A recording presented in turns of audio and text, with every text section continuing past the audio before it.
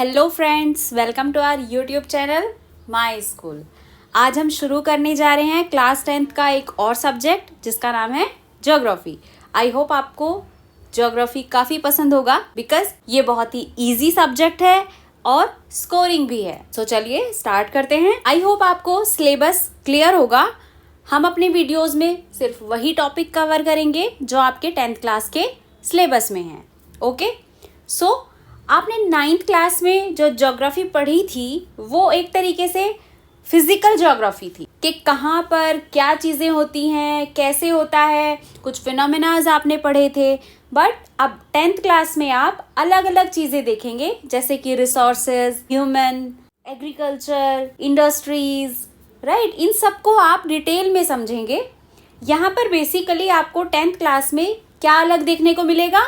Human interaction. और human interaction की वजह से 10th क्लास की ज्योग्राफी काफ़ी इंटरेस्टिंग हो जाती है as compare to 9th class. So चलिए बिना देर किए स्टार्ट करते हैं अपना ज्योग्राफी। आज हम इस वीडियो में सिर्फ इंट्रोडक्शन पढ़ेंगे अपने चैप्टर नंबर 1 का, कि चैप्टर नंबर 1 में हम क्या क्या स्टडी करेंगे और कुछ बेसिक चीज़ें देखेंगे इस चैप्टर के बारे में। सो चलिए स्टार्ट करते हैं। चैप्टर का नाम क्या है? चैप्टर का नाम है रिसोर्सेज एंड डेवलपमेंट।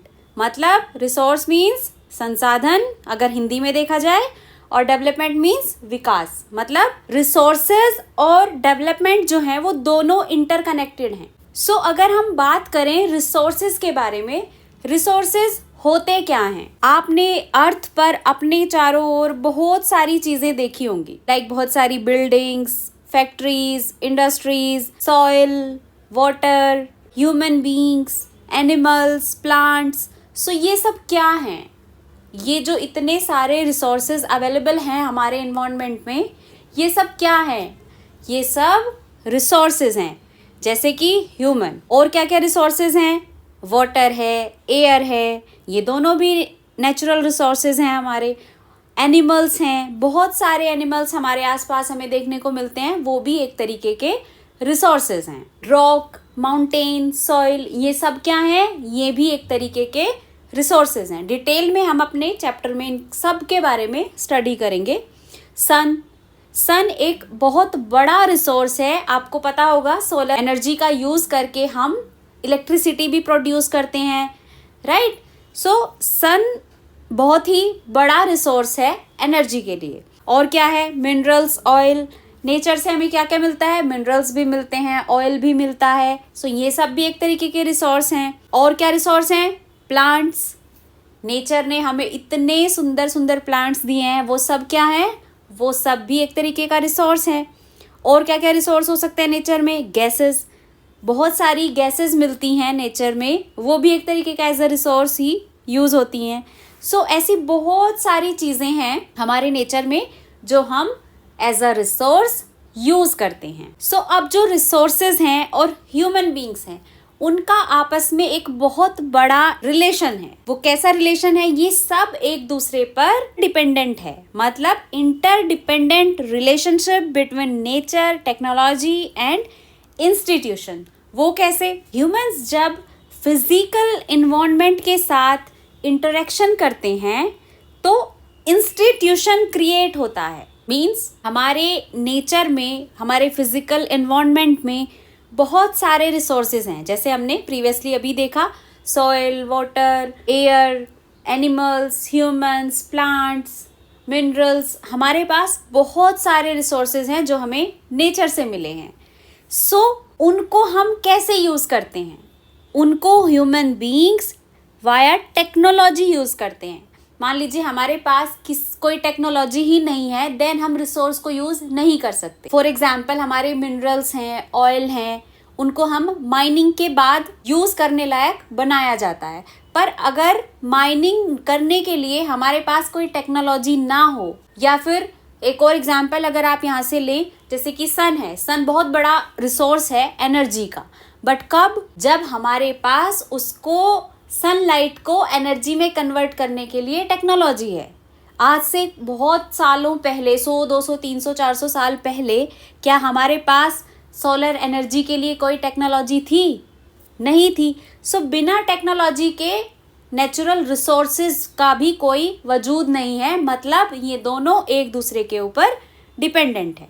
सो जब ह्यूमंस फिजिकल इन्वायरमेंट के साथ इंटरेक्ट करते हैं वाया टेक्नोलॉजी, तो इंस्टीट्यूशन क्रिएट होता है। इंस्टीट्यूशन मीन्स कुछ ना कुछ इकोनॉमी जनरेट होती है। जब डेवलपमेंट होता है फिजिकल रिसोर्सेज को, आप ऐसे समझिए, जब फिजिकल रिसोर्सेज को यूज़ करके वाया टेक्नोलॉजी कुछ डेवलपमेंट होता है, कुछ इंस्टीट्यूशन क्रिएट होता है, तो इकोनॉमी जनरेट होती है। सो यहाँ पर इस डायग्राम से आपको क्या समझाया गया है, मतलब फिजिकल इन्वायरमेंट, टेक्नोलॉजी और इंस्टीट्यूशन, इन सब के बीच एक इंटर रिलेशनशिप होता है, मतलब ये सब आपस में जुड़े हुए होते हैं। हम आगे जाकर इस चैप्टर में डिटेल में पढ़ेंगे, हम डिटेल में पढ़ेंगे रिसोर्स क्या होते हैं, उनका डेवलपमेंट कैसे करते हैं।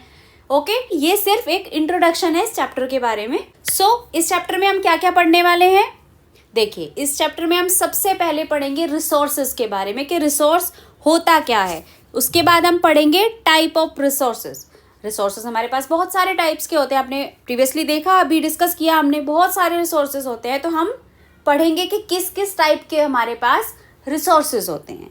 उसके बाद हम क्या पढ़ेंगे, हम पढ़ेंगे डेवलपमेंट ऑफ रिसोर्सेज, मतलब उन रिसोर्सेज का डेवलपमेंट कैसे होता है। बिकॉज हमारे पास रिसोर्सेज हैं बट उनका डेवलपमेंट नहीं हो रहा है, तो वो रिसोर्सेज हमारे काम नहीं आएंगे। और डेवलपमेंट जो है वो रिसोर्सेज पर ही डिपेंड करता है, ये दोनों आपस में जुड़े हुए हैं। जब हमारे पास रिसोर्स होंगे तभी हमारा डेवलपमेंट होगा, और रिसोर्सेज का डेवलपमेंट भी बहुत ज़रूरी है डेवलपमेंट के लिए। ओके, उससे अगला टॉपिक हम क्या पढ़ेंगे, हम पढ़ेंगे रिसोर्स प्लानिंग, मतलब रिसोर्स के डेवलपमेंट के लिए हमें कुछ ना कुछ प्लानिंग करनी होगी। अगर हम बिना प्लानिंग के चलेंगे तो एक ना एक दिन हमारे रिसोर्सेज ख़त्म भी हो जाएंगे, एग्जॉस्ट हो जाएंगे।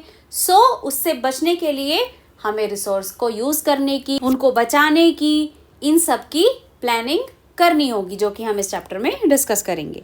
उसके बाद हम क्या पढ़ेंगे, हम पढ़ेंगे लैंड रिसोर्सेज। हमारे पास इस चैप्टर में डिटेल डिस्क्रिप्शन आएगा इन सब रिसोर्सेज के बारे में। हम लैंड रिसोर्सेज पढ़ेंगे, देन हम लैंड यूटिलाइजेशन पढ़ेंगे कि लैंड का यूटिलाइज हम कैसे करते हैं एज अ रिसोर्स। उसके बाद हम क्या पढ़ेंगे, land use pattern in India, land को यूज़ करने का क्या पैटर्न इंडिया में यूज़ होता है, वो सब के बारे में हम डिस्कस करेंगे। देन उसके बाद हम क्या पढ़ेंगे, land degradation and conservation measures, मतलब डिग्रेडेशन और लैंड कंजर्वेशन के बारे में भी हम इस चैप्टर में डिस्कस करेंगे। उसके बाद हम क्या पढ़ेंगे, हम पढ़ेंगे सॉइल के बारे में, मिट्टी के बारे में, कि सॉइल एज अ रिसोर्स कैसे यूज़ हो सकती है, कितने टाइप की हमारी सॉइल होती है। सॉइल भी हमारी बहुत सारे टाइप्स की होती है, उसके बारे में भी हम पढ़ेंगे कि सॉइल हमारी कितने टाइप की होती है। उसके बाद हम क्या पढ़ेंगे, हम सॉइल इरोजन और सॉइल कंजर्वेशन पढ़ेंगे, मतलब हम सॉइल के इरोजन और कंजर्वेशन दोनों के बारे में इस चैप्टर में डिस्कस करेंगे। आई होप आपको टॉपिक्स क्लियर हुए होंगे कि इस चैप्टर में हम क्या क्या स्टडी करने वाले हैं। डोंट वरी, हम सब कुछ डिटेल में डिस्कस करेंगे। आपको इससे अलग कुछ भी पढ़ने की ज़रूरत नहीं है, आपको कंप्लीट डिस्क्रिप्शन यहाँ पर चीज़ों का मिलेगा। अगर आप अपने एग्जाम्स में ये सेम चीज़ें लिख कर आते हैं देन आपके फुल मार्क्स आएंगे। ओके, हम अपने नेक्स्ट वीडियो से स्टार्ट करेंगे अपना chapter number 1 resources and development. हम टॉपिक वाइज स्टडी करेंगे, 1 बाय 1 हम एक एक वीडियो में सारे टॉपिक्स कवर करते जाएंगे। आई होप आपको क्लियर हुआ होगा। वीडियो अगर पसंद आया हो please like, share and subscribe our YouTube channel my school. मिलते हैं अगले वीडियो में, तब तक के लिए thank you and bye bye.